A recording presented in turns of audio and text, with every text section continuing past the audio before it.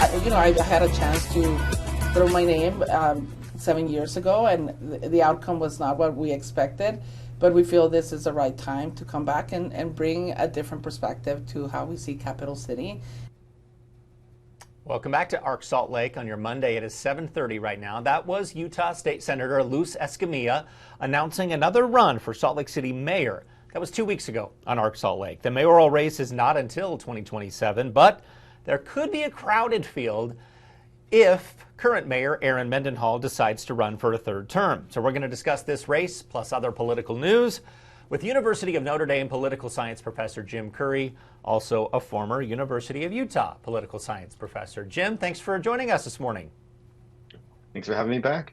Okay, so the mayoral race in Salt Lake City, not for another year, a little over a year, but I think it was Axios Salt Lake who kind of kicked this off a couple weeks ago by talking about some of the potential candidates out there. How are you looking at this race? What are you seeing out there? Well, my read on this race is that at the moment it is Erin Mendenhall's to lose. If she decides to run for a third term, I think there's every reason to believe she'll perform as well as she has in her first two races. She won in 2019 and in 2023 with winning 58% of the vote, which is a solid margin. And I believe that she would probably do the same again if she decides to run. You know, you can always tell a strong politician when other people are waiting on them to make a decision before they decide what to do. And that's, other than Senator Escamilla, that's what you're seeing here. A lot of the other potential competitors for the mayoral race are waiting on Mendenhall's decision, including Jenny Wilson, who would be a formidable opponent if she decided to run, but she indicated she'd only run if Mendenhall decided to not seek a third term at this point. And so for now, it's Mendenhall's race to lose. It's Mendenhall's mayoral office to keep if she seeks it. And if she doesn't, then I expect you would see a very large field, like you said.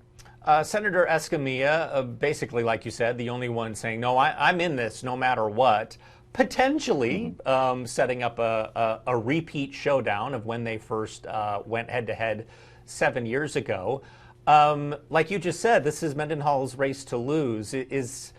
When it comes to deciding in local politics whether to run or not, what do you think is behind this decision from Ms. Escamilla? I think for Escamilla, a lot of this is about her representing and trying to bring voice to a part of the city that maybe doesn't feel as well represented most of the time in Utah politics and elsewhere. I think Senator Escamilla has done well by her constituents. I think she sees the mayoral office as another place where she can make an impact beyond the legislature. And so I think she's throwing her hat in the ring to have her voice out there and the voice of her constituents out there. In a way, she doesn't have much to lose. She still has her senatorial seat if she doesn't win the mayoral race. And so it's a relatively low risk venture for her.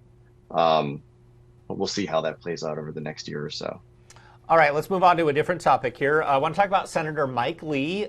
You and I have talked about the Save America Act already on this show. Senator Lee is pretty relentless in proposing this, or advocating for it, I should say, on social media. Do you see any chance of this disappearing at all? I don't think it's going anywhere because this is great messaging politics for Senator Lee and for some other Republicans, right? Talking about this issue keeps Senator Lee in the media, and we're talking about it right now because it's an issue that's tied to the president and it's relatively controversial. And pulling on it is mixed enough but useful enough for Senator Lee to use this to try to build support for himself and for his brand. A lot of the provisions of the SAVE Act are very popular, but the effort itself is controversial and mostly popular among Republicans. But ultimately, this is an effort that's probably still going nowhere in terms of legislation. This is something that still can't pass. Democrats are 100% opposed. Not all Republicans are on board. So this is a classic messaging politics issue, and it's something Mike Lee is going to keep using because it keeps his name in the news. It keeps us focused and talking about him, and it keeps him tied to a president that's popular with his base. Okay, let's talk about our other senator from Utah, Senator Curtis. He recently had an op-ed. I forget which outlet it was in. I apologize for that. But basically, this was a recent op-ed last week where he said, I do not want to kill the filibuster. Talk about how significant this is. It's very significant, and it ties back to what we were just talking about with Mike Lee. Part of the reason why the SAVE Act can't pass is because it's the type of legislation that would need 60 votes to get through the Senate. And when you have members, senators like John Curtis, who are opposed to doing away with the filibuster, as a majority of them are, that means efforts like the SAVE Act are going to need 60 votes. They're going to need bipartisan support. And that's what Senator Curtis wrote about in his op-ed. The filibuster is something that helps encourage senators to work together and across partisan lines in order to pass legislation. And he's right about that. It's not the only reason senators work across partisan lines. There's a lot of structural aspects of the Senate that effectively force senators to work together to build broad bipartisan support for the things that they want to do. But the filibuster is part of that. And so Curtis coming out, being very public about his opposition, signals in a way like why efforts like the SAVE Act can't go anywhere in the Senate, because you have enough senators that want to keep this institution that forces this sort of broader buy-in for legislation. Yeah, what is the likelihood of a future Senate killing the filibuster?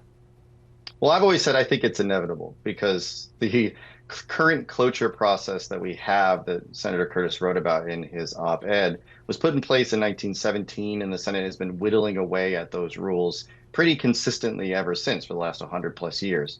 So I think it's just a matter of time, and they'll continue to sort of whittle away at it. But I don't think it'll ever just be blown up and completely disappeared in the way that we tend to envision it. But I think they'll continue to chip away at it the way that they have in the 70s and in the 90s and in the 2000s and beyond. So I don't think the filibuster is going to last forever, but I also don't think it's going to completely disappear anytime soon. Let's talk about a couple national stories here, national political topics. Todd Blanche and the quest to make him Attorney General. I did see some developments this morning that maybe he's now on a path to success. Can you talk about that? Yeah, he seems to finally be on a path to success. So President Trump nominated Todd Blanche, who is the acting Attorney General and former personal defense attorney for the president, to be the fully confirmed Attorney General of the United States.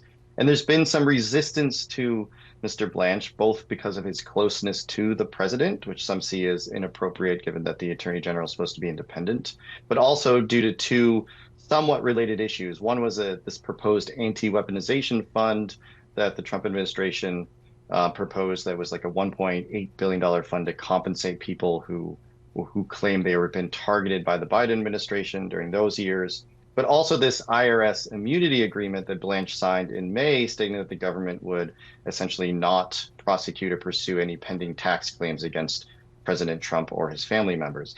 Those last two things really drew the ire of Senators John Cornyn and Tom Tillis of Texas and North Carolina, respectively, who indicated that unless those two issues were essentially set aside and resolved, they were not going to be able to support Mr. Blanche. Yesterday, Blanche posted two documents actually on social media, memos essentially rescinding the order that created the anti-weaponization fund and indicating that, and signing another document that clarified and narrowed the terms of the IRS protections for Trump and his family. And this seems to have satisfied Senator Cornyn, which is seemingly enough to allow Mr. Blanche's nomination to move forward. But it was touch and go there for a while. Definitely touch and go.